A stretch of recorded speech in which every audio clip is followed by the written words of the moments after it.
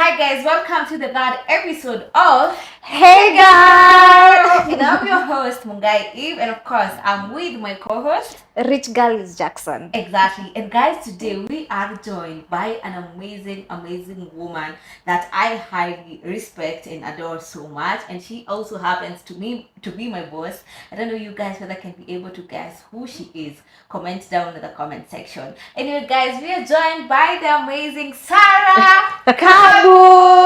the queen herself of virtual women and also the queen of traveling. Oh my god. How many countries have you been into? Oh my god, I'm not sure, but I think I've ticked most of my bucket list. So I'm now doing another new bucket list of now very unique destinations. And how many passports have you had so far? Like Two. stamped? I'm in my second passport. Second passport. Okay. Yes. Okay, so which countries are in your bucket list right now? The new bucket list, places that I want to visit. So for like US, I've not really explored it vizuri. So I want to go to Hawaii in a cruise and visit the 11 islands of Hawaii. If possible, it could even be this Valentine's. Okay. So I've also not explored Miami, LA. I've not explored US vizuri. I've been to the US, but I just went to the side of New York, Jersey, and Washington. So I want to explore America very well. I also need to visit next year. So these are my bucket list for next year. 2025. I also have to visit Australia. I want to visit all the major cities in Australia and New Zealand. It's in my bucket list for next year. Okay, so in this new bucket list that you have, what are you looking into mostly? It's like to discover a continent. Because I've realized every time you go to a new place, there's always a new culture. There's always something unique, something new about the new places you visit. So some of those continents or places are so far. We really don't know what happens there. I'm excited to visit. Valentine's, I'm torn between Hawaii and Miami. So I'm excited to see one of my BFFs who I'm going to visit soon after this. She's been into Miami twice. And she keeps telling me I have to. This place is crazy. It's so much fun. Yeah, so I now want to tick, these major places before now. I go back to, I feel I've done quite a lot in Africa, quite a lot in Middle East and Asia. Even Europe, I've explored over 10 countries. Wow. So major places. So I feel those three continents I've explored enough. Wow, Yes. that's interesting. So, are you more of a group traveler, solo traveler, or maybe traveling with as a couple? Which one do you do most of the time? I always travel as a couple. I don't even know how it feels to travel so this is something else I'm looking forward to doing from next year. That is solo travels. But Try. They're interesting. Try. yes, you have done I'm it. a solo traveler. How do you do it? Like I enjoy my own company. Me honestly, Oh I've my, done no. solo Yeah. traveling, but I don't enjoy them as much as when you're with friends or I'm with someone because Yes. now who takes your videos? The tripod. Strangers, tripods. No, I don't. Yeah. I think I should try because I have not done that a lot, but I feel like it can it's make good. someone, like, I don't know, maybe will depend with the destination. Yeah. Some destination, like imagine you are in a wild place in Samburu and you're just alone. Exactly. I think I'll spend my day on phone calls, calling, like catching up with You people. won't enjoy the vacation. You Yeah. Yes, maybe But- I'd go sit in a balcony with beautiful views. Yeah. Then now I start catching up with friends I've not caught up with for so long. I don't know. I need to. You should try. I should try. Especially when you're feeling overwhelmed or you're just after maybe you've gone through something. I- It is always very. I think when I'm It's very overwhelmed, I like just staying at home. Yeah, you know, I have made my home so comfortable. So whenever I feel like I need to cut off from the world. Home is always And that's so nice. yes. But I also want to do a lot of girls trip. Yeah, girls the trip. little girls trips I've done. I think I need to do girls trip for like a program for a whole year. People can jump in. Yeah. Should Like we I want the went Gen Z to. so Yes. Baby, why don't we do that? This girls trip. And I know the place you guys need to go. Yeah. Exactly. Bali. One wish. We should go to Bali. You know, Bali is full of beach clubs. Yes. So, like every day, I'll put a beach club every day in different sides of Yes, Bali. of Bali, yeah. So ni sherehe, yani from Girls, in the bachelor wild. girls. You should plan that package for us. No, hiyo tu. Tuende na wewe, tuende na sisi Gen Z, without Lakini si mtaharibika sana. Sasa mko mtarudi na wazungu tu. Na wewe, bachelor's woman. No, but it's part of the adventure. Exactly. Like we will experience. Okay, I will experience different men. Oh no. You know, like to flirt and to hang Yeah, out. exactly. That's allowed. Even us, I think you saw when we were in Bali, we did that. you Yeah. don't have to experience strong to experience different people. How now? No. You know the way women we are created. Women, we are created to just connect to one man. If you see a woman handling more than one man at a time, Yeah. it's weird. But Yeah. It's I agree. not natural. Maybe But the way men are created, men are polygamous in nature. A man can easily date you, me, and her, assuming like I'm in my 40s, another one in her 30s, and another one in her 20s, and he will comfortably make each of them feel happy and comfortable in their own way. So you are a believer of men are naturally polygamous. Me, I'm a believer of men are polygamous. choose- Monogamous. Yeah. No, they are polygamous by choice. Not by I don't think so, because what makes us not want to be involved with different men and them they are okay being involved with different women, and the ones who are not, there are so many men who are not cheating, but it's like putting a lion, taming a lion to be a cat. Uh-huh. So you can see if this man was given a chance. So unakutanga wanajifanya ni kama hawaoni, like they are somehow not in their true self. The same man anaweza unajua that man unaona ametulia in the house anakaa very akapelekwa tu mahali not near the wife or people who know him, Yeah. aingie kwa hiyo mix, utakuta that man True will colours. go wild. And do you believe a man can stick to one woman in this day and age?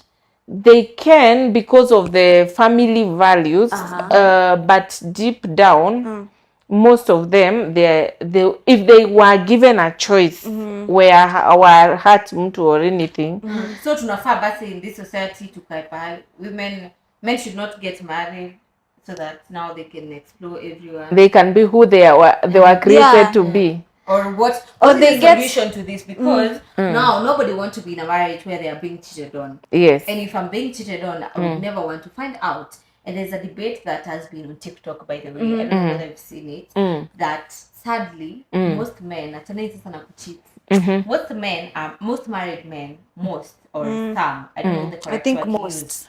I don't know whether it's most or some. We don't know, because the point I'm about to drop is it's being said on TikTok that most or some men in marriage are not satisfying their women. It's not because they're cheating, it's because they're gays.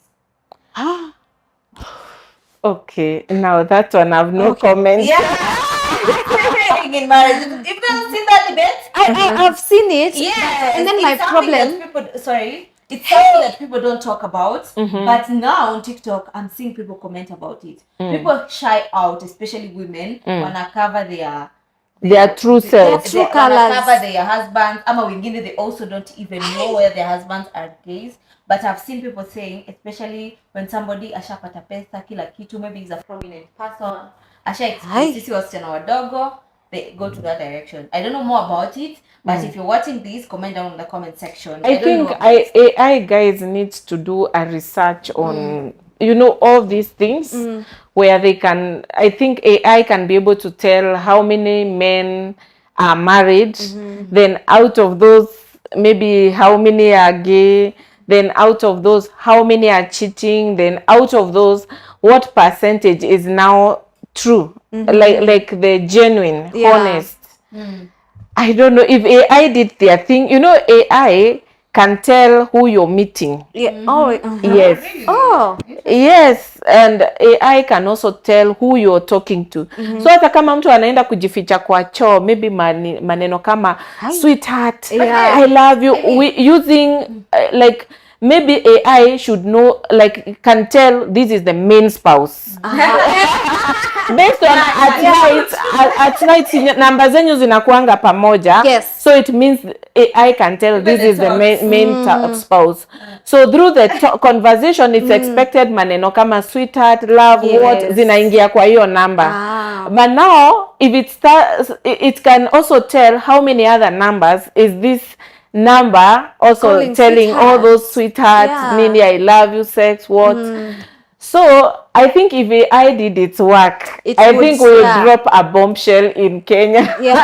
Not even in Kenya, I think across the world. And to that, Sarah, I would like to know, if a man cheats on you, would you rather know or not know? For me, know.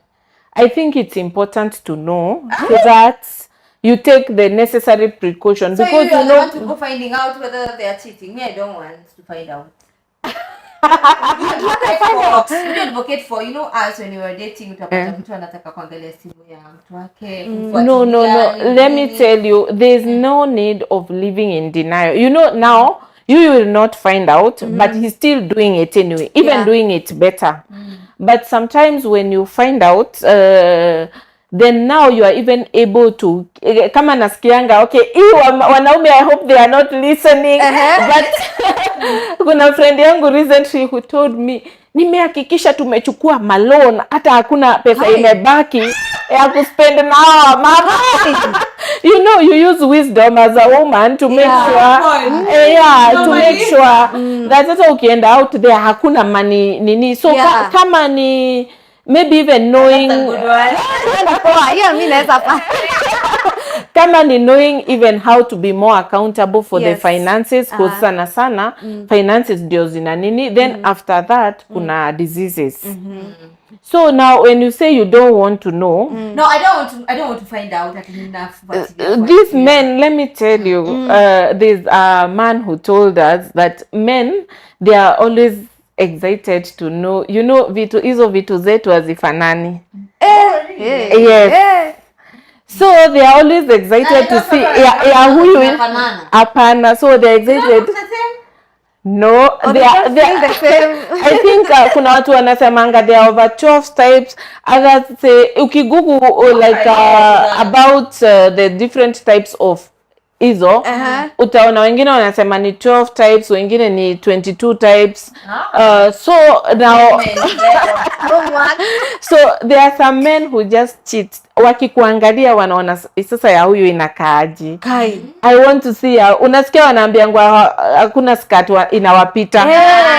Because they just want to see zina kaaji. It's like a fetish. Yeah, is it possible for a man to cheat on you and they really love you? Yes, actually most men, let me tell you, most married men, they deeply love, they dearly love their wives. Let me tell you, if you are a married woman and your man is cheating on you and he made vows and put a ring on your finger na hajakwambia uende, just know that deep down he truly loves you and he wishes to spend the rest of his life with you. And hata ukiangalia hata from our heshimiwa nini wenye tumekuta scandals na madramas, ukiangalia they don't leave their main wives, na hata deep down their heart, hata wakifanya assets na nini, the people they write in those assets and projects ni hao, but the beautiful girls they are with wakuanga hata hawajaandikiwa kitu. That means the person they love most is their main wife. Okay, now what is the point of cheating? Because it's true, even girls tunaambiwangwa he will never leave his wife for you, and it's true, it always happen. They never leave their wives. But it's usually so painful because unakuta ni wewe unalalanga Kasarani ukiwa Masama Sot huko na sijui which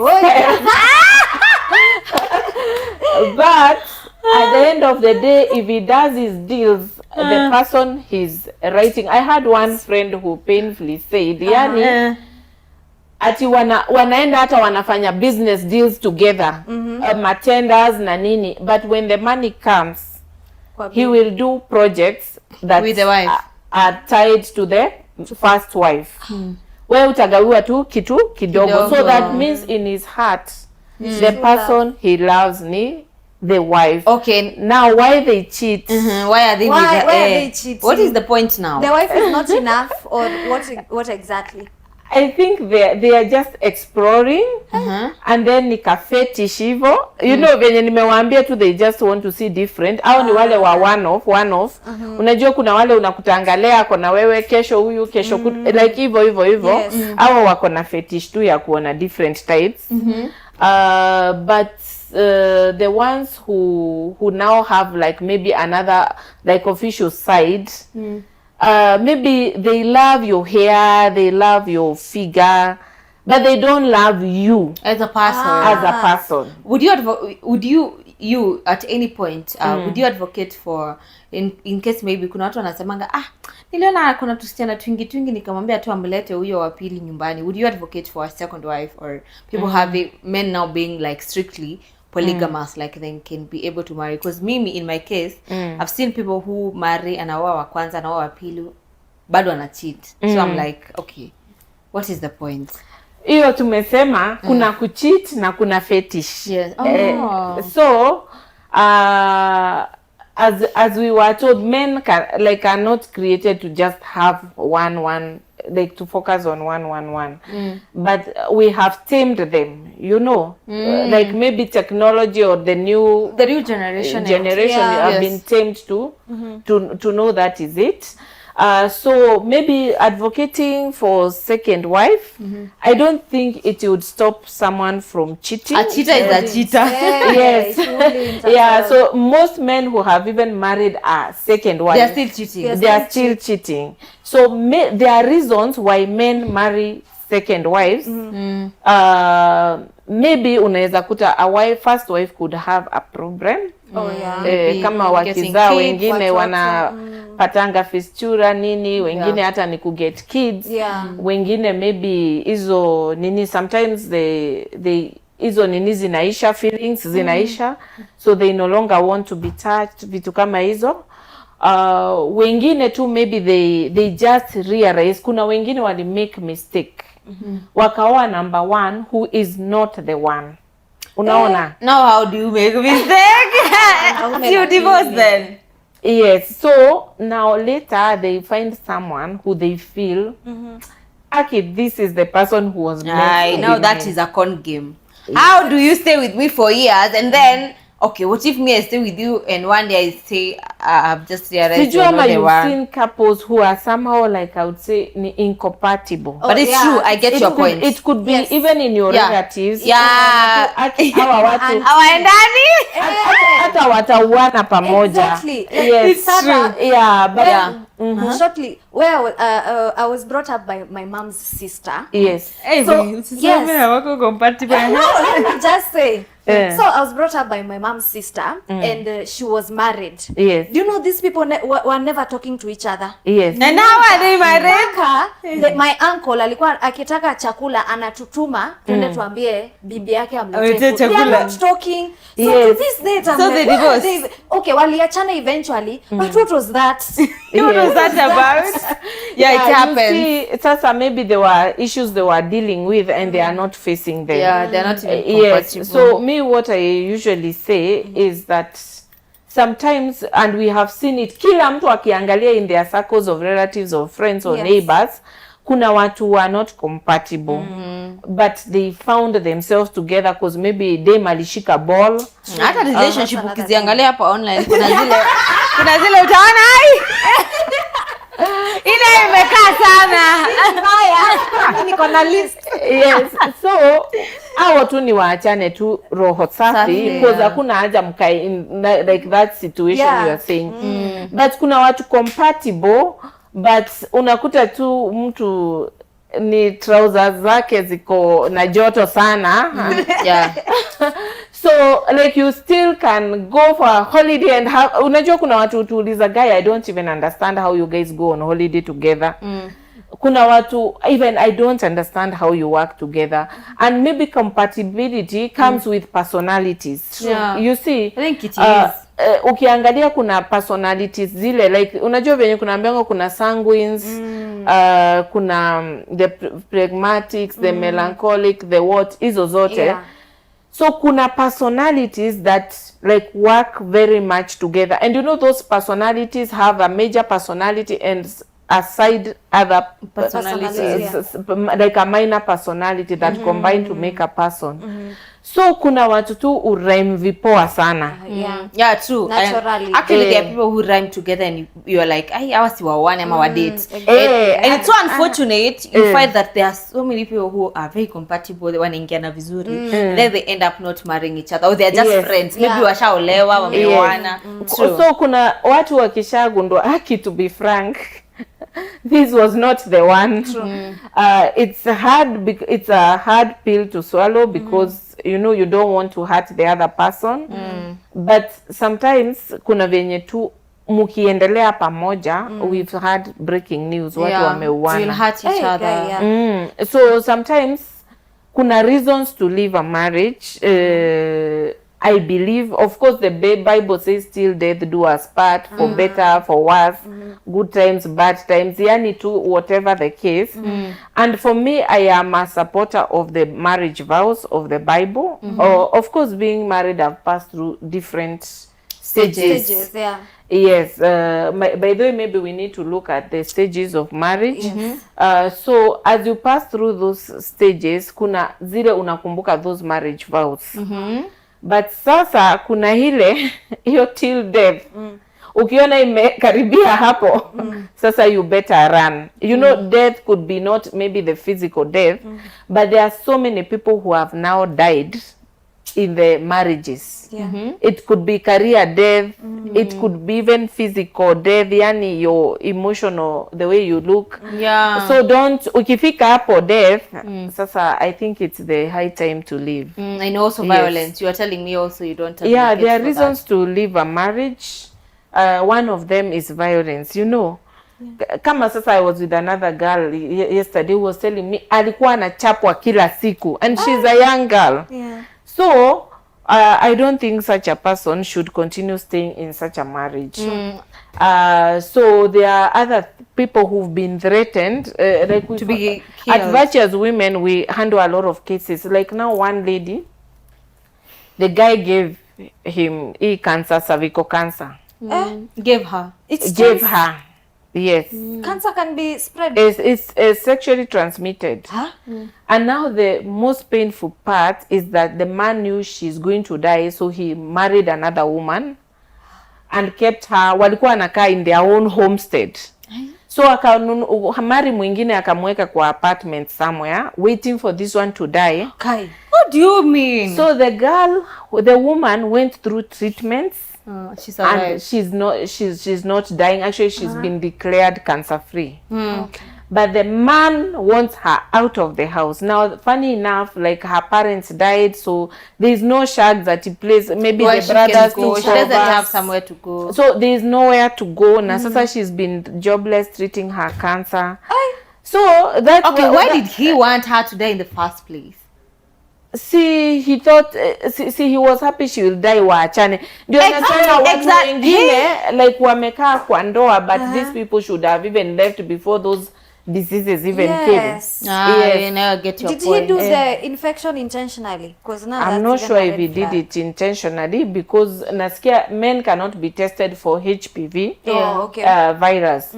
So until alale na wewe ingie kwako, that's when you can test and see positive.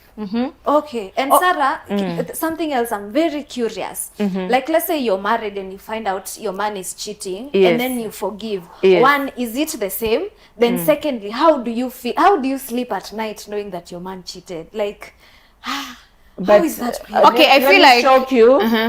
If there's a man you're sleeping with, chances are he's still cheating.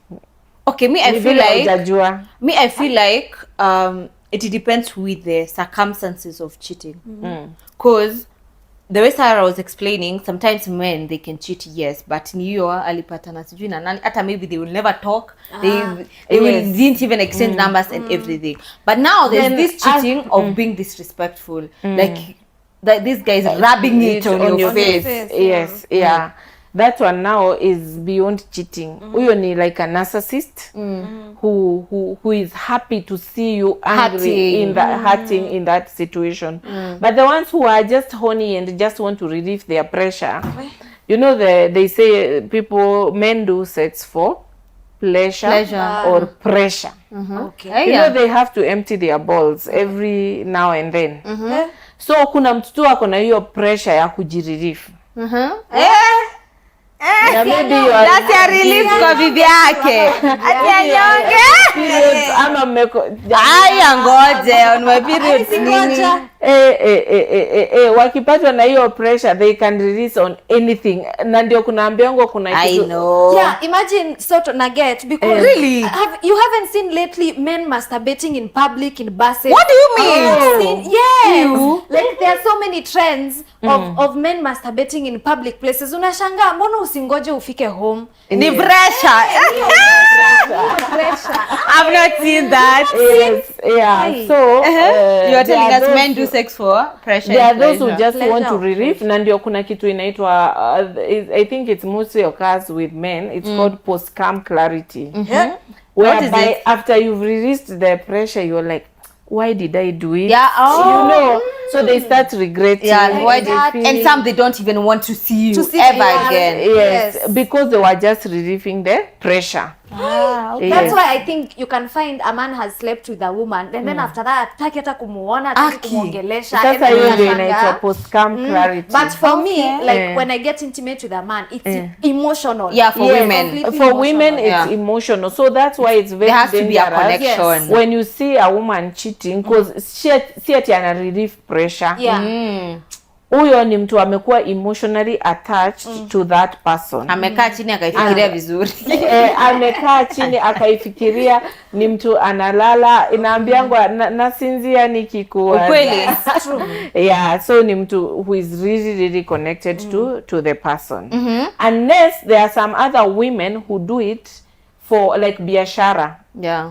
So then they can sleep with anyone as long as they can give them money to do whatever they want to do with themselves. But there are also women who do it to rebel.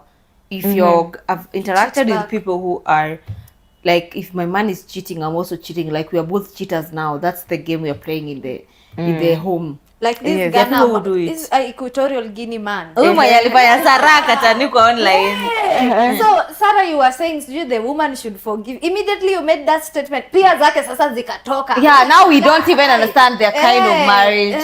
Yeah, actually I wanted to talk to you about the stages of marriage. Okay. So stages of marriage, and you guys can you can go Google online and read more. Okay. But the first stage is the honeymoon stage.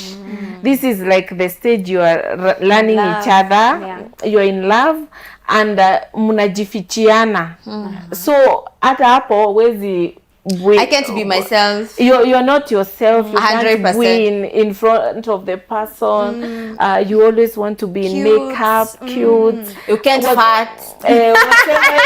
Whatever he says, yes, Lord. You know, you're trying to be, you know, that good girl. Behavior. Even the man is trying to be really himself. His best behavior. So that is the honeymoon stage. Then after that, we now go to the power struggle. Unachoka na hiyo to fake it. You know, kuna wale wana fake it until they make it. Si unaonanga mtu alikuwa maybe unamjua ni kamkorakora lakini kaliolewa na kakatulia kwa ndoa. Unaweza kufake me si mkora na the person believed mpaka kaka make it. But kuna wale wana fake it till now you cannot make it anymore, fake it anymore. So that's where now you start showing your true color. Kama maybe ulikuwa mtu wa sherehe na ulikuwa unajifanya hata ukunywangi pombe nini. Una couple najua. Gani? Mbona umeniangalia kwani mimi niko kwa hiyo? Pia wewe. Niko kwa hiyo couple sijui. So the honeymoon stage is mostly 0 to 2 years. Okay. 0 to 2 years. Yes. Okay. Then now the power struggle comes in between 2 to 5 years. So these happen. So these are the stages in marriage, not dating. In marriage, kwa ndoa yenyewe ama. Yes, now we are talking of marriage, Marriage. but it could even start at Earlier. honeymoon stage ikiisha during dating, then you cannot marry now someone you're in the power struggle stage. So mostly inakuanga honeymoon stages in the dating up to after marriage kidogo. So sasa mkiingia hiyo power struggle stage, that's when now you show your true colors. Kama wewe ni mtu wa kukunywa, unaanza kukunywa. Kama maybe ulikuwa unajifanya unapenda sex na maybe haupendi, unaanza kusema no, sijisikii leo. Yeah, so unaanza kushow your true colors. For men, maybe ni a man who loved you, you're beautiful, but maybe hataki wewe a woman who is working. So unaanza kuambiwa uache kazi, nini. He wants a stay at home mom, nini. But then what is your take on men who maybe they marry you and they tell me, I've had friends where they get men, not really marriage, most of the times it's can we stay, and then this person tells you you quit your job, ati anakulipa in advance like 2 years ama 1 year, alafu my friend ukiingia kwa hiyo ndoa hey, they change. Wanakulipa pesa ngapi ni kulipe mimi. Exactly. And then yes, they change. you know true love is about getting to know like what someone likes and giving them what they want. If you are marrying Eve Mungai and she wants to be in the media, be the next Oprah Winfrey or the next Karen Mutoko, you support her to be that. But if she wants to be a stay-at-home mom, you support her to be a stay-at-home mom, not providing. Yeah, so that's where a lot of men make a mistake by marrying the stay-at-home moms. So this power struggle sasa, at the end of the day, kuna ule atainua mkono na uamue sasa I cannot either maybe atuendelei tena ama maybe you as the wife, if my husband wants this, I'll give it to him. So that's where now they go to the stability phase, that is between 5 to 10 years. Sasa ni kama ume give up, ume accept, you know, kama ni maybe umeamua split bills or you know what, however you want to run your marriage. Sasa marriage imepata direction. Yeah, now you've realized the direction. Yes, so after your stability. Stability, sasa ndio, sasa 10 to 20 years, it's the commitment stage. I have a question before we get 10 to 20 years. Can people struggle in the same phase within a long time? Like you get? Yes. Kama hii power struggle, unaweza jipata ulika na mtu kwa hii power struggle for more than hizo years umemention hapo. Yes, yeah, it can prolong, it doesn't have to be fixed. Kuna watu hata udate poa sana honeymoon stage for 10 years. I know couples who are madly in love for like 10 years. But when they got married, hawakumaliza 2 years. So ni kama when they married, they went straight to struggle. Ni kama wali show their true colors. Yeah, so that is the most important thing. So once you reach this commitment phase ya 10 to 20 years, mostly watu wanakuanga into their 40s na sasa ushakubali. Wengine it can come earlier. So at this stage pia iko na some nini, that's where you will find that maybe that's when you realize maybe hata mlifika stability stage during power struggle, maybe the man found his way of cheating na ikakuwa unknown. So by the time you get to know, mko na empires and empires, mko na watoto who are in the teenage stage, yani mambo yenyu iko settled. So at this stage now, you will just have to stay in the commitment, and that's where you find kama ukurunda these couples in their 40s, 50s, 60s, a lot of them even don't sleep in the same bedroom. True. Now what am I doing in your house, in a house with we you? Are doing life. Unaenda wapi? But how are we doing life? It's very boring then. No, let me tell you. Sarah, boring in what are you not getting? Okay, I'm seeing you and I don't like you anymore. I don't want to see you. But you, like ndio tumesema, if you are not compatible, feel free to go. To leave, but you can find that I'm married to so and so, he's still the best thing that ever happened in my life. But sadly, he has that and you bad don't want part of to. it. Okay. because you know ukiangalia like the 10 key qualities of the man of your dreams, you may find he has all the 8, but to wili tu ndio ana struggle nato. So sasa unatoka unaenda wapi? Okay, mimi Sarah, today nataka, cause so many people wamekupiga mawe sana na hii point ya unatoka unaenda wapi, because they start saying oh Sarah, because she has not taken care of herself, ndio maana anasema hivyo. Kuna venye ulikuwa unasema ati yeye ni kienyeji, you get, you're telling us like I want you to clarify very well what you mean by saying unatoka unaenda wapi, because people are like Sarah kuna pesa, mbona anasema anatoka anaenda, like I want to understand from your perspective, like what do you mean by unatoka unaenda wapi? Maybe let me give you an we example. believe if you wanted to leave you would, if it's about money and everything, and maybe you've been in that situation, you would go. So I'd like you to clarify that. Yeah, so it's not like, you know, family is not just about sex. You know, you have big dreams as a family. Now your kids are big. Ni kama sasa tuseme people who are in the age of your parents or slightly younger. You have uncles, relatives. They have set up their lives. They are well settled. You know, kids are in good schools. You're living in your posh home. You've tailor-made it to your taste. You have businesses and investments that you're running together. So unakuta just because of this thing, there are many ways to do life. It's not just about sex. So you can choose, like useme, like tuliambiwa till death. So akikosa kujichunga huko, you have 3 choices. You decide like uta continue tu, utafunga macho, not caring what he is doing. Because let me tell you, the biggest nightmare you can put yourself in is trying to force a man to stop Cheating. what, like it's something like cheating. You just frustrate yourself. They won't stop. So kuna wengine tu ufunga macho, wanaamua tu tutaendelea tu tukipatwa ugonjwa tu tutakufa pamoja. Then kuna wengine uamua sasa wewe continue with what you're doing. Mimi I will stay celibate. And there are a lot of people, hata wengine hata ni mabibi wa waheshimiwa ama who in Kenya, na they are already staying celibate. What if sasa I've decided to stay celibate, and of course this is somebody you still love, honestly. It's not that the love imeisha na siku moja, it wouldn't, and you are still in the same house, na niliamua kukuwa celibate. There's that, just one day atakuja. What happens now? I backfire. I backslide. Sorry. Option 3 which you can decide that ukijisikia utakuwa unaenda na yeye, but unatumia protection. What if they refuse or they are cunning? You know, men are so cunning. Like when bibi yangu, why we use not even saying it, like a man doesn't even have to say it.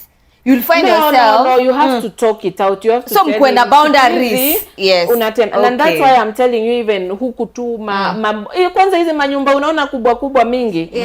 A lot of people are staying in different bedrooms. But even in I know such a marriage never locate me. I know friends who unasikia me, I sleep in my daughter's bedroom, or maybe in the guest bedroom, even like in very simple homes. So waliachana kitambo, but now ndio like as a woman you are not ready to emotionally connect with someone else. Again. So unakuta tu sasa muna do life and unasahau hiyo maneno. By the way, unajua sex is in your mind. Very much. So ukitoa kwa your mind hata you don't think about it. And then what you do, you find other ways of making yourself happy. As a woman, I feel like we can even go without sex for so long. It's in your mind. It's it's very possible. It's very possible, but so it's about setting your boundaries, if you know, so that one of those days umejisikia, he knows. Like, we don't have to debate about it. You already set the boundaries. You're supposed to use protection. Yes. Like sasa kila mtu, me I would say every story is different. So kila mtu atajua vile atamanuva kwake, because ni wewe umechoose to stay. But as we said, there are reasons to as well leave. Before we finish, Sarah, you know, like you're very expressive on your opinion. You're like, you know, men are polygamous, and you yourself are you're married. So when your man sees you talking like this, does it reduce the respect, ama does it give him like the affirmation ya kuendelea kijua hakuna mali Sarah? Because now people were like, when you talked about the Equatorial Guinea story, and you were like, marriage is the least of the things that should make somebody to leave, just stay and enjoy other things. People were like, oh, or you're saying that because you've been cheated on and people have known about it online. You're saying that because your man yani ni kama ushampea ruhusa wewe enda. Yes. Well, I don't think I said I am giving permission. You know me, I'm the queen of virtuous women. Exactly. So I deal with a lot of women who are going through different stages in life, and sometimes I find myself putting myself in their shoes. So even if like that wife of that Equatorial Guinea guy was to come into my office, kama sasa nimeona tu Zuchu wameachana na mpaka I was like, oh no. Yeah, so for me, I'm not giving any man the certificate to cheat. Yes. All I am saying is I'm talking to the women. Because wanawake ukuja hapa aki, to be frank, mpaka tunawakimbisha hapa hosi. Yeah, because you know stress, if you look at the side effects, do you know 70% of the illnesses in this world are caused by stress. We had the saddest case of someone who is now going through dialysis because of these cheating things. What? Because like her case, what happened is they had built an empire with the husband, and then so they were doing, you know, they were doing life together. Wakaanza from like hawkers, then they got a shop, then they got hardware shops, then they went into real estate. Right now they have flats and flats huku Kasarani, sijui Roysambu, Kahawa West and wherever. So they have a lot of real estate. Oh, okay. So then they realize one of the main people, like maybe an accountant or a secretary in their company, is also a wife of her husband. And actually, it happens a lot. She now was giving birth to the third kid, and the lady has 2 kids. It happens. Okay. So now she just got into a total shock, and then like ile tu unaenda home una decide hata unashindwa hata kuamka kwenda kazi. Okay. So she started sleeping, feeling sleepy. Kumbe blood pressure ili shoot high. Na hajui yeye tu anasikia sleepy, anashinda kwa kitanda, pia kwa stress.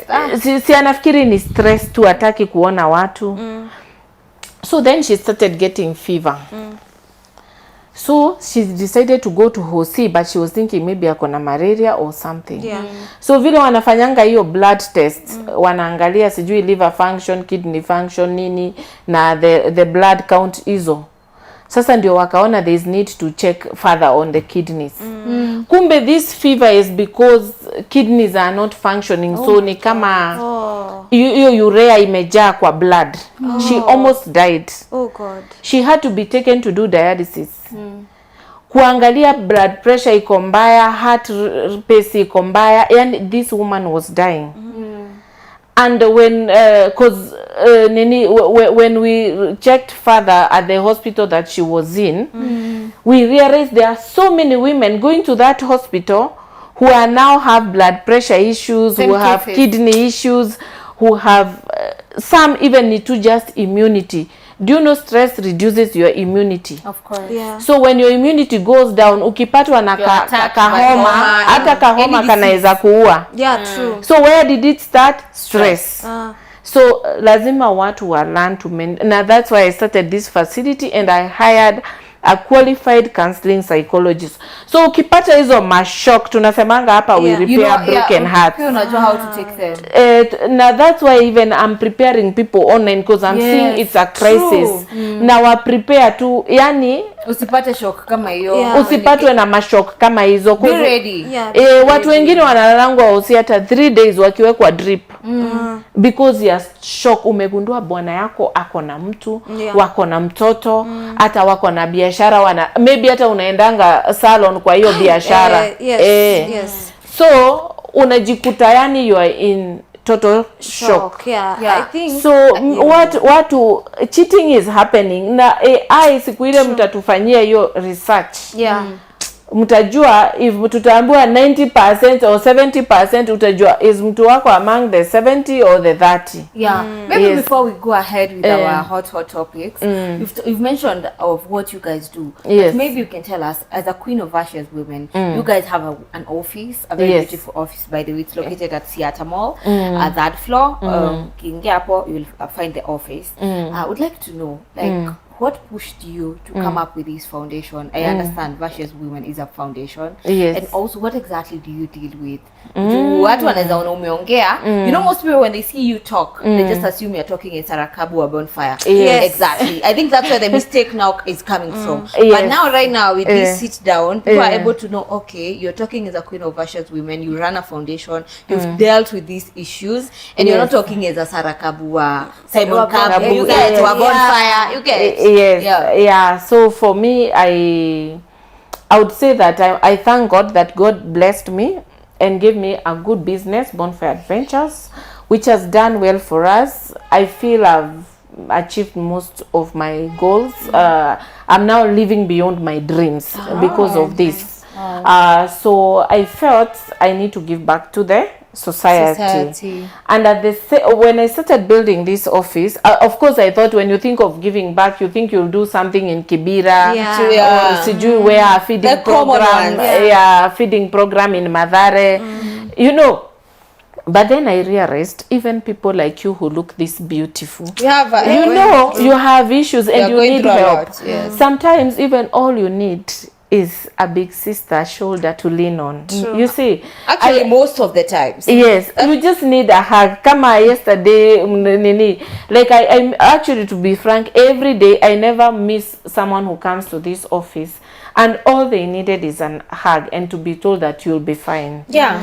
I have also been in situations where I felt like alone. Yeah, you know, like you have so many followers. I believe even you, by the time I you know the quit, feeling, yes. you there are times you would find you have so many following, you have so many friends, but you felt alone. Alone, yeah. It feels, Yes. especially being kwanza sisi, being in the public space. Yes. It feels so many Yes, times. Not yeah, even you once. see, I see people making fun of me. This one has been cheated on until she has Yeah, she has accepted. accepted. You know, sometimes you put it as a fun, or I don't know even what are you trying to achieve by, you By know, saying that. those ati hii ni kienyeji, haina mahali ya kuenda, and that's why ana advocate watu wakae kwa ndoa.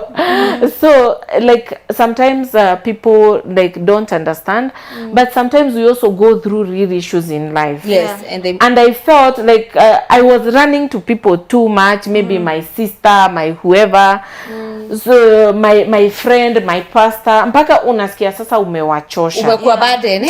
Umekuwa burden. And then- Same story, hata wakikuona Yeah, that's what I wanajua. wanted to say. Yes. And then issues like we face, especially as women, we find that so many women utapata hata I'm in a relationship, I'm not leaving, I'm Yes. a marriage, I'm not ready to leave. Yes. Kila siku nimekuja kuambia Liz, Liz, Eh, hata they get tired because you don't have another story, you're not leaving, kusaidia aje. Yes, but sasa sisi hapa what we have done, because we I would say every woman who is going through a challenge in marriage needs to register with our email or our social media pages and just Do you say really what have you are to be going going through through. something, or you can still register? For now we are dealing with those issues. who are not going through something are now the supporters of the other virtuous women. So now what has happened, like now people who are going through cheating, we put them in one basket. So we are able to bring speakers. So first when you come, we give you training, counseling 4 sessions. By the session 4, most of the women are usually Fine. wako sawa. Oh, interesting. So after the 4 sessions of counseling, the next thing we have 1-year training programs za virtuous women. By the way, in the next session we'll do the qualities of a virtuous woman so that people can understand them. So we have tailor-made different kinds of trainings to package you to be that virtuous woman. So we have been doing trainings on public speaking, on like online businesses, on different things, So where do investment, the personal trainings happen? finance. they happen here. We have a boardroom, Okay. but the boardroom can only fit 20. So after the physical are full, we usually do the online one, where sometimes we even get up to 100 people joining in the trainings. So now after counseling, you start going into you start attending our trainings, and those are just 1 day trainings. Then through those trainings, you might be able to rediscover what your purpose, what you can do with your life. That's where we are telling people, bury yourself in something so that ushinde. Unajua kuna mama wanashindanga wamefuata bwana yao na Google. Yeah, that's what I was saying. Sasa naona ameingia sijui Sarit Center. That is being idol. Anafanya nini Sarit Center? Sijui wamesha tap to messages wake kwa WhatsApp. Naona ana chat na mtu fulani, sijui anafanya nini. So kazi yao the whole day ni kuspy. Inaitwa nini? Ni kama kuspy on your man. So that's why we are telling women, they bury themselves in something. So there are some who are even been like they accepted during the power struggle to be stay-at-home moms. Even if you're a stay-at-home mom, squeezing the digital world. Yes. I know a lady who is a stay-at-home mom in America, but she sometimes even wakes up at 3 a.m. to do worldwide training sessions on different things. So she's training people on different things across the world. So you can be staying at home watching babies, being there homemaking, but still you're doing something even to give back to the society. Like for me, I had thought, since Bonfire is now well established and stable, I felt just like the way I was inspired by Bill and Melinda Gates, that they now focus more. Microsoft ilijisimamia, they now focus more on the foundation. So for me, I usually say, even if you're married to that super rich man, you can start a foundation and just tell him, would you be giving me 10% to make a difference in people's lives? Yeah, instead of just, because even your kids need you to be their role model. So if the kids just see their mom in pajamas, like what are they learning from you as a mother, who they just know she's in pajamas, sit here, shopping. They only know maybe the only work she can do is shopping or maybe gym. Cooking, cleaning, na tutishata tupendezi. I have a quick question. Yes. And I saw online when this whole debate came, people are like, the reason Sarakabu is saying this, it's because yeye hayuko na pesa, ati pesa yote iko na mzee nini. And there was some debate to people, even people were like, no, Sarakabu, she's the one who founded Bonfire and everything. Like kumekuwa na conversation mingi sana. I know you don't check. So I'd like, I don't know the correct question to answer, but I'm like, what would you say about people thinking that the reason maybe you said such a statement is because you don't have like at your own money, you're dependent?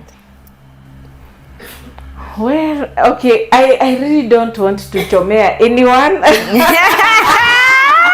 You know, when somebody says I don't want to kuchomea, they have already chomed.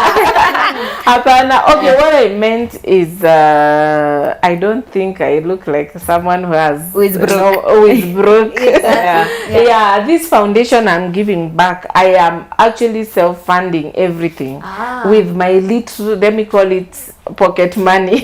Not from any other place, not from Bonfire, not from it's your money. Yes, and I also have side hustles. Like now, I think you saw I've started the side hustle of taking people to work abroad. Yes. Yeah, that is the Virtuous Women Recruitment Center. I started it as a way of, unajua kuna wamama, to be frank, hata wakitoka hawana kwa kwenda. Unajua kuna watu wako hivyo. So you're giving them, if I've told you that hapa umepigwa sana, you have to leave, now you're giving them a direction. Yeah, kuna mtu aki, to be frank, vitu zile wametupitia, they need a break, even from Kenya, from the surrounding environment. They just go for their own mental sanity. By the way, like there's one lady we took to Qatar to work as a personal like nanny cam, like she went to work as a nanny cam, like a family teacher. Driver cam teacher. Ni mtu who even had her own business, and then the hubby made sure the business was brought down with a lot of madeni.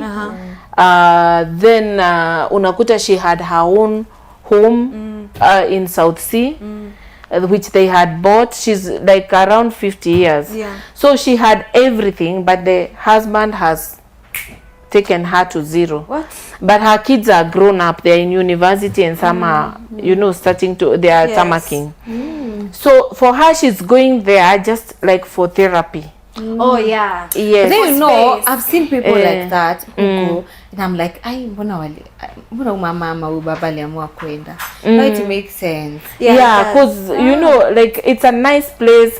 Like the last time I was at a place, I was staying in a hotel called Kempinski the Palm, and I bonded with a lady who also went through that. So she's now raising a small baby.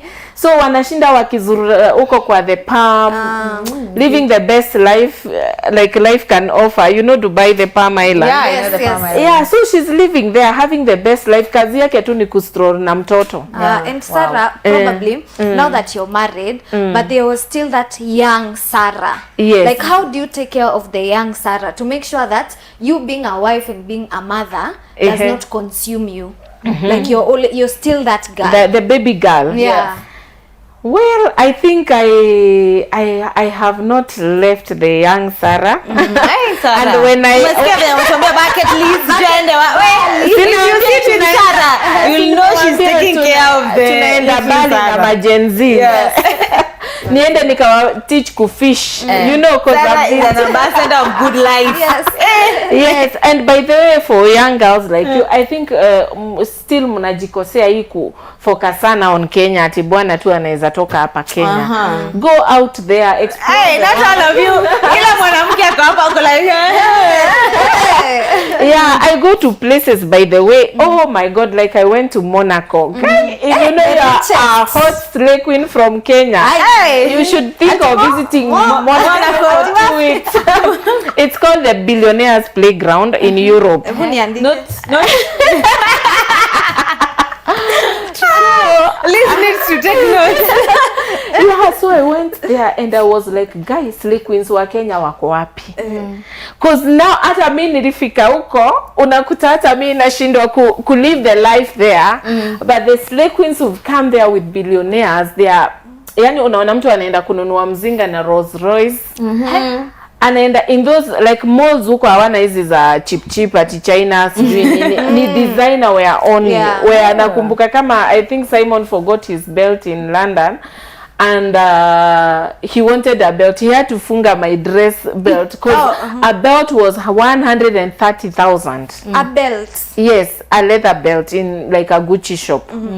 So we were like, gosh, these girls, na unaingia hiyo Gucci shops with those ninis, unaona handbag unaambiwa 500,000. I think there's a time even Vera Sidika posted a handbag for 500,000. Yes, a backing bag. Yes, so you're like, wewe hapa maisha iko juu. But you find girls there like living the life. Yeah, so sometimes wasifikirie tu ati ni hapa wanaendanga ku hunt wapi. Yeah, there are places all over the world where they can go explore. That's why unaona hata for the virtuous wenye they are not looking for people, but they just want mental sanity. Yes. Okay, maybe a question. You've said about the recruiting people to go abroad. Yes. So people who are benefiting from it, are they strictly people who have registered via Virtuous Woman Foundation, or anyone can come? And By the way, when we started, I had thought that I was doing it for the virtuous women. Unasikiza mashinda za mtu, you're like, hiyo ndokea. You know, unapointiwa gun hivi na mwanaume na unaendelea kukaa hapo. And we've seen people who've been threatened, nitakuwa, and finally they kill you get killed. If somebody tells you they kill you, they're gonna kill you. Yes, believe them. Yes, na the person has a gun na unakuta unadungwa nayo hivyo.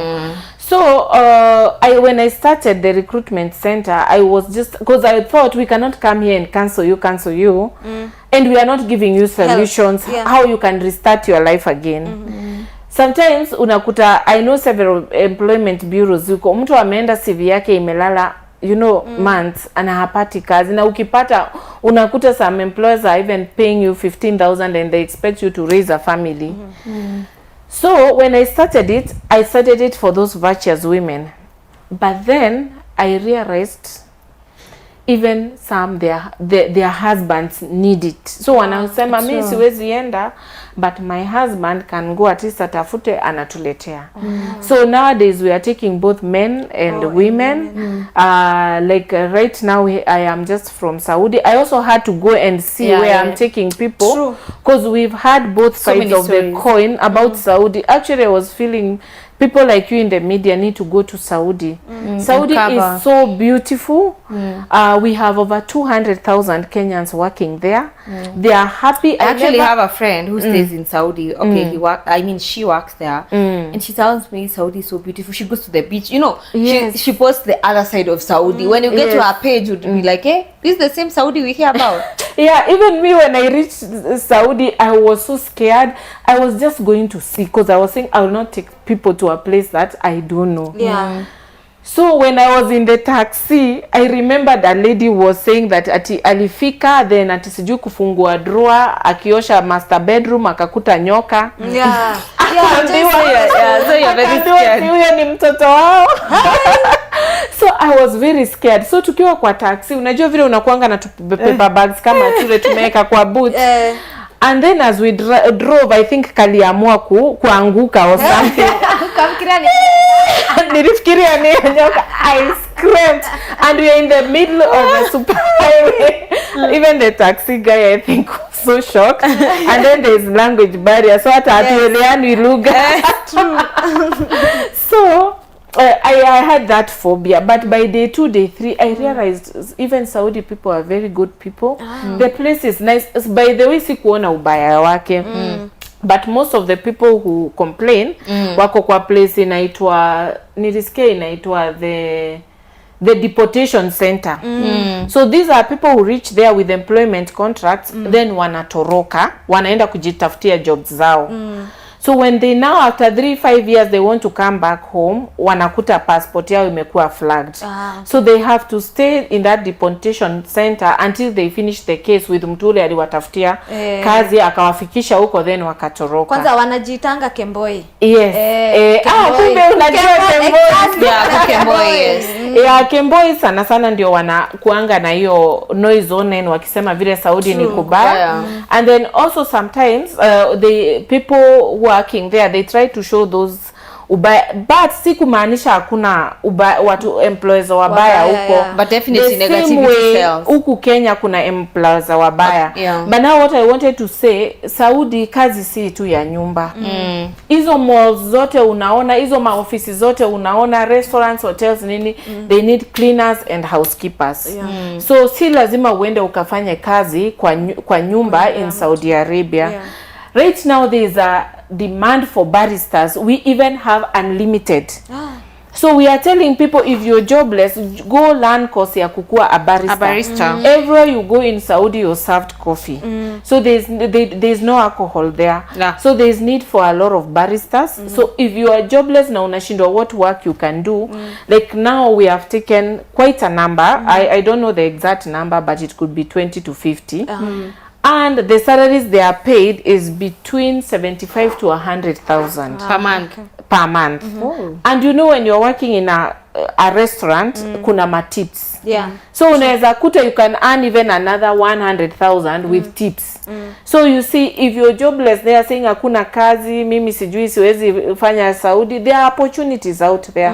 Sahi nimetoka Dubai, nimestrike a deal ya watu wa mjengo. We have been told, yani wewe turete hata ukituambia uko na 5,000 kuna jobs zao. Okay, and Sarah, how do you ensure that pia watu umepeleka hawatakuwa victims of the cases that you've had? Hizo za Saudi. So what matter Dubai, pia Dubai there are cases. You know, when you're living here, you live with a work visa. There are some agencies who take people to Dubai but without you don't have work visa. That's what happens actually. Hata wengine wananuanga hii package ya Bonfire ya kwenda Dubai. then wanaenda wanafika huko after 1 week hawana kitu. Ukweli. Oh, true. So wanaanza kunini. Actually, most So of the most times. of the people complaining in Dubai wameenda without work visas. So if I'm taking anyone to Dubai, Qatar, Saudi or Oman, unaenda with a work visa and a work contract. Yeah, because for us we are genuine. But of course unajua there are so many crooks out there. Yeah, exactly. Actually, lately there have been a conversation on TikTok. There's some agency that is promising nurses work in the US. So I also feel like it's good for people to do their due diligence. And also before you me- leave, just know you have work. Mi lazima ukuwe na work visa na ukuwe na employment contract. Unajua unakuja kufanya kazi Bonfire Adventures, this position, these are your duties, these are your working hours. If you don't have that, I would not even send you. And in case uende huko, maybe you know now I cannot talk so much on behalf of the employer. Ukienda ukute the contract we agreed huko uanze kupewa kazi zingine, then you then we will pay your ticket back home. yeah. Yes. Okay. But if you're given, unajua kuna watu lazy. A lot of people going there wanaenda ati kudetox from pombe. So unakuta huyo mtu una imagine mtu mlevi addict amepelekwa huko and then sasa hakunywa. Unajua huyo mtu ana become zombie. Wengine hata wanaanza kutetemeka hivyo. They can't work. So if the reason for stopping work is because of you, then you are the one to pay your flight back. But mimi ukifika huko employer akose commit the terms we agreed, I'll pay your ticket back. Okay, so for someone to, we have talked about this foundation, we've talked about people getting jobs to go and do abroad. For somebody to, what are the fees or? So the fees depends with the country you're going, the employer you're going to.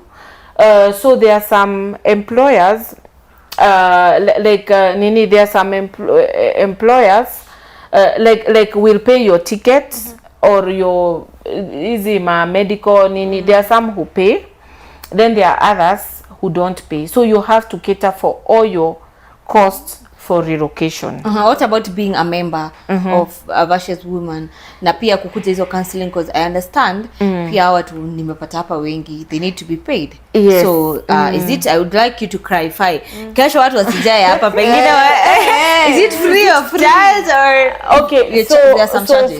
For counseling we usually say if you can afford, mtu kama wewe if najua you can afford a counseling session, so it's usually 2,500. There are those who Very can't afford affordable. 2,500, even 1,000 we will still give you full with a professional psychologist, counseling psychologist who is experienced, who is also a virtuous woman. But kuna wengine who have nothing, hata fare ya kukuja hapa hawana, wametembea. So those ones we give them for free. Now, how are you able to identify genuine cases? Tunasikiza tu. Kuna venye tunasikiza, we can tell. Because even as we start the sessions, we are able to tell. Yes, we found a lot of non-genuine people. Of course, wa Kenya. Yes, so if someone cannot afford and they need that mental health counseling, hatutaki kukupeleka dialysis, upoteze kidneys zako juu ya stress. We give that counseling for free. Hatutaki upatwe na high blood pressure na diabetes because of stress, when we can like recondition your mind to think straight, so that uache kupatwa na hizo depression na conditions that are related to depression. So we have given right now over 100 people, we've given them counseling sessions for free. For how long have you been operating Virtuous Woman Foundation? This is from 1st June. Of this year. Yes. Yeah. Non-profits. Yes, it's non-profit. non-profitable. Even the money, the little money we may make from trainings and whatever, we still give it to charity. Because apart from this, we have also other women as they come, maybe wakona like the cancers are on the rise. By the way, women, you need to be careful. That's why ukisikia nikiwaambia hata mkae celibate with these cheating men, easy cervical cancers are on the rise. So like we have partnered with a certain clinic in the month of October for all our members plus even their friends. They went through screening, full body screening, because unajua si cervical cancer tu, even throat cancer is STI part, si zote. So some throat cancers are STI related, Then pia liver cancer, hii inaitangwa hepatitis B. Yeah. It's also an STI. So, and you know, ni mtu tu aliingia kwa marriage tu roho safi. So we get people who are going through those challenges. Na we help where we can, maybe through some of those chemos and whatever. We are going to do a report of like all we have done with any little coin we've collected, but personally, even I'm not paid even a single coin salary by Virtuous Women Foundation. Then for the rent, that one I paid from my pocket. From your pocket, that's what you But said. now the staff, at least I told them they have to do something to earn their salaries. Yes. Okay. Yeah. Maybe as we finish, Sarah, because of time, I would like to know now. You dropped the name Queen of Goat Wives. Right now, you're a Queen of Virtuous Women. Or what happened? Tulikuwa tunajua Goat Wives. You know. Enyewe pia wacha tu niseme wanaume, aki to be frank, sometimes mnafanyanga tu hata tuaibike kuitwa goat wife. Embarrassed. Mnatu-embarrass saa ingine. It's embarrassing. Hiyo time ukisema Men good will wife, embarrass tulikuwa you. tunajua hapa tu yani ni kuvumilia. Kuteswa. But siku hizi goat wife wamechanuka. Sana. They are not, Tumesikia wana make sure uko na maloni. Hey, that's a good one. Tulisema hata nyinyi mkikuwa gold digger, hata sisi we can be better gold diggers. Exactly. Tutaka hapo tukiwa celebrate, tuvumilie. Lakini you know what you're doing. You know what you're doing. So hatutawaachia. Okay, maybe don't take a lot of time. Just quickly, maybe you can describe a virtuous woman to people who think, you know, when people hear about virtuous woman, they feel like, oh, sijui ni wa religion, kuvumilia, kuteswa, you get. Like, just quickly describe a virtuous woman to avoid watu wanadhani Wewe hata wewe najua unajishukua hata na huko kwanza Liza ndiye anasema hata yeye anaona aibu akikuja hapa and I feel like I don't belong here, you get. Yeah. So what we are going to do, we have 20 qualities of a virtuous woman. So we are going to start with the first quality, trustworthy. So the virtuous woman is a trustworthy woman. So tunataka kujua, I wish your spouse was here to know He's watching. anakutrust. Me, I'm a very trustworthy, but I know. To know whether you are trustworthy. Anakuanga amekupea pin ya simu. Okay, Yeah, I ATM. don't feel like being trustworthy. We can gauge it when it comes to. Is it about phone issues? What would you say that yenyewe huyu mtu anani trust? Anamekuonyesha tu ploti tu wote. Hebu sema wewe, me I wouldn't want to disclose. You recently ended a relationship, so you are somehow trying to learn a relationship. But it says that her husband has full confidence in her. So that one, the day you get married, do you think your husband will trust you? I don't think, I believe he will trust me. So in the rate of 1 to 5, how do you rate yourself when it comes to trustworthy? Imagine me, I would give myself 5 yote ama 4 maybe ile ya. Unajua kuna wengine mtu anakuanga exactly. Kuna kaploti kamoja utabai umfike. Kuna siku atakupea tu pesa toa kitu fulani. Then uende ununue cheaper, then usave. In such scenarios. So if you are a virtuous woman, ukipewa chukua hii 100,000 uende ununue fridge. Hata ukipata fridge na 70,000, you are supposed to bring the receipt and tell him, actually nimekuta kuko na offer inatoka. But can I keep the change? Mimi lazima nitaongeza hiyo. Kwanza kuna hii tabia ya kusema school fees ya mtoto ni tuseme 20k lakini ni 15k umejiwekea. Kuna virtuous women wanajiita virtuous, hata wanadanganyanga mtoto ni mgonjwa tu mapesa. Hivi nasikia kuna watu wa kuproduce ma receipt. So most a lot of married women wako ukitaka receipt ya Gertrude, ya Aga Khan, ya duka ya sijui wapi ya Carrefour utapewa any receipt. So unaenda shopping unanunua vitu za Didi. But Sarah nikuulize, I feel like most women who do that is because they are married to stingy men. So lazima upige hesabu. Yeah, so afadhali tu jitafutie yako. Oh, now you have to empower. Okay. Nakwambia nenda soma ka course, then start training people online. You don't have to steal because that is stealing. Yes. So a virtuous woman is trustworthy. the second one is she's caring. You know, ebu tuambie siku utaolewa. Hatutaki kusema cause sahi we are expecting you are not in a very serious relationship. Wacha nini mambo yangu.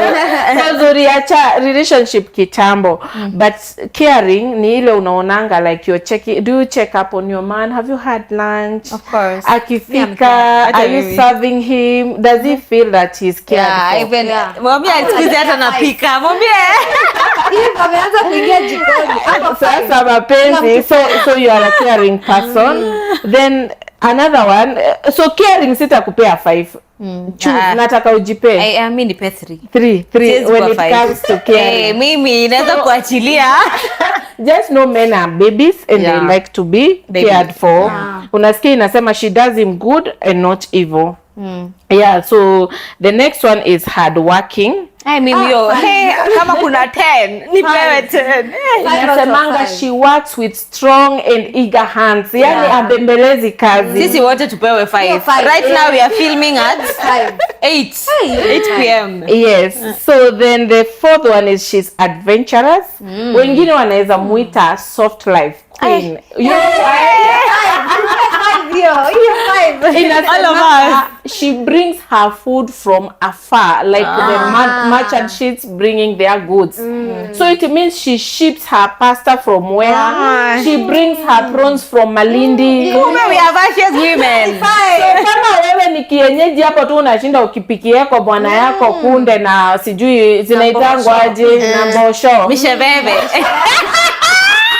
It means you are not virtuous. So hapo nyinyi nawapenda. Sisi wote 5. As she brings her food from India and wherever, it means she has traveled to those places. Exactly. That's why we say she's adventurous, soft life queen. Now I understand Hapo ndio ni why she's our queen of virtuous women. Yeah, so then she's organized. It says that and she provides food for her households and portioned for her maid servants. Unaonanga wale wa mama, hakuna kitunguu. Sijui ati aje nyama iliisha, sijui mzee anataka avocado na anajua mzee hakuna avocado. It means you are not organized. You are not organized. True. You need to be very very organized. Like for me, I'm very organized. I do monthly shopping for everything in the house. Every Monday I do shopping for fruits and vegetables and on Fridays I just fill up kitu yoyote inaweza kuwa. So the schedules are there. I even don't need to go to the supermarket. I work very closely with my maid servants. And by the way, a virtuous woman must have maid servants. Yes. If you don't have virtuous maid servants, it means you are not a virtuous. So hebu tuambie number 4. Me I'm very kitisha organized. Maziwa unasemanga gairisha hakuna maziwa ni sande. Hata kuna unani huyu.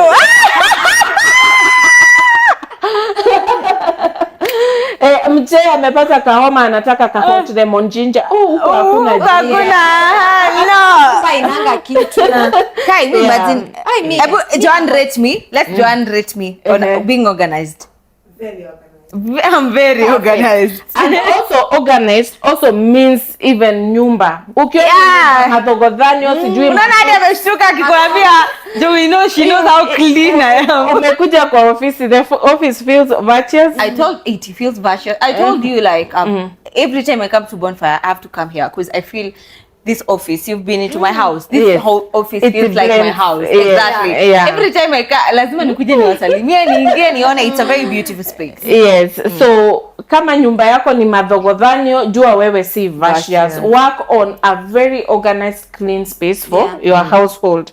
Number nini? Si unasikianga hata anaambiangwa her beddings are in fine linen. Watu wengine vitanda hata zinanuka mkojo ya watoto sijui nini. Please, mlifikiri virtuous ni kuomba in tongues too. Yes, she's God fearing, but ndio nikakwambia you are virtuous na ujui. Exactly. Number 6 is she's an investor. She considers a field and buys it. So ndio umenunua kaploti mahali. So kama uko na kaploti mahali, jua you have another quality of a virtuous woman. There are so many actually, but because of time, highlight so then hii ingine nitasema ni wise. Wise words are in her tongue. She opens her mouth with wisdom. So I believe for your channel to go well, you have that. Number 8, she's compassionate. Compassionate means she gives back to the needy. Yeah. Hawezi kuwa pesa ile unatengeneza unakula yote. Wewe hiyo 5. Hapo 5 mimi hapo. Hapo uko Wewe 5. unapeanga wewe unaovapeana mimi I think And then number 10 is that she's fashionable. Shianga, she's clothed with strength and dignity. Yes. And then she wears fine linen in purple. Oh, that's why there's purple. That's why there's a theme of purple. Oh, it's okay. Yes. So we have 10 more qualities. So the next time you come, we'll come now to finish and then to curate. So tutakwambia we have 6 gems to describe virtuous women. Imagine some come and unakuta wako like tunazirativo 0 to up to 20 zinafika 100. So ukipewa 0 to 20 you are a bronze. We have ruby, we have silver, we have gold. But the biggest is kuna emerald virtuous woman. The biggest is the now ukishapita zote or 100%. Sasa unakuwa wewe ni unasikianga anaambiwa she's worth more than rubies. Wow. So unakuwa you are worth more, and that's why women should know your worth. That you should not just agree to be like misused because you are a wife. You are a precious gem who needs to be treasured and treated like a precious gem. So if someone is not treating you well, jipe shughuli. Tunaambianga mtu jipende, jipange, jipende, jipange, jibambe, alafu pia ujiachilie. Yes, you have fun. Yeah. Guys, I think it's been an amazing episode. We need to come back. We need to come back, right? Yes. Let's know on the comment section, what would you like us to discuss next time? I know most people now, they have come to understand more about Sarah. Yes. Sarah is not just Sarah or Bonfire. Yeah, she's a wholesome queen. I'm almost changing my name to Sarah Virtuous. Wewe from Saragabu. Sasa I am more of like people sasa siku hizi wananiita Sarah wa Virtuous. But it's good. It shows that people are seeing what exactly you're doing out there. And also you've yani explained that the fact that you're doing this, it's not because your marriage is broken or because you're miserable. It's because you've sat down with women who are going through a lot, and you've decided like to be our queen, to represent us. Whether that's so bold of you, because most people wouldn't want to be associated with such things, because itaonekana hata pia mabwana zao. By the way, also your husband has done so well to allow you. Unajua kuna wale watu hawata kukubalia ufanye kitu. You get like you've done so well. I'm really inspired, and also I've learned a lot through this session, and I believe women who are watching this, they have also learned a lot. Guys, kama you're watching this episode, I told you guys that Hi Girl, sawa kiku yangu yote imetoka. Hi Girl. I told you guys that Hey Girl podcast, it's all about women. It's giving women a platform whereby we can be able to talk, we can be able to share what we go through. Na sasa mmeona. Let me know next time whether you'd want us to have Sarah, and if so, niambieni kwa comment section which are the topics that you'd like us to cover. Anyway, as we finish, Sarah, that Gen Z trip, I want you guys to go with you. Yani nikumbuke my 20s. Muliniambia I'm not giving justice to the little girl in Sarah. No, she asked a question whether you're giving justice to the the trip next year ipangeni. Team Eve Mungai. Guys, you know me. We're going to Bali next year because we want to revive the little Sarah in her. You know, like me, each and every person we usually have. Like me, when I look at myself, sometimes I'm usually like, if I would meet my younger self, the younger Eve, I would really hug her and tell her that, Yani, it always gets better. Sometimes even more better. Because I feel like I didn't have someone to tell me that. I was so worried. I was so confused. I ended up like, it's a lot. If I would meet the younger self, I would hug her. So we want to have that trip. Bonfire Adventures, guys. I always tell you on my episode that in case you're planning to travel, Bonfire Adventures is the best travel agency that we have you just need to call them. Saizi tunaingia holiday season na hujapiga simu Boniface, unaenda wapi? So we are planning that Gen Z trip because we want to unleash the Sarah. Yani pale Bali tunavaa bikini. Are you ready? Bikini kama sisi. It's gonna be so much fun in the middle of the exactly. I'm gonna give you guys the dates. Tupitie Dubai tukirudi. Oh, for shopping. I told you. So guys, lazima tukuje kwa household, unaona tu vitu that have come from far. Exactly, remember that. Yeah, so guys, I'm gonna tell you very soon when we will go to Bali, so that in case you want, not in case, of course I know everyone who is watching this and you can afford, you want to join us to that trip. Yani hadi nishaanza kuipangia. It's gonna be fun. Hata mimi uanze kununua a bikini for each day. Mimi already niko na bikini. Hata tukaenda 1 year niko nazo.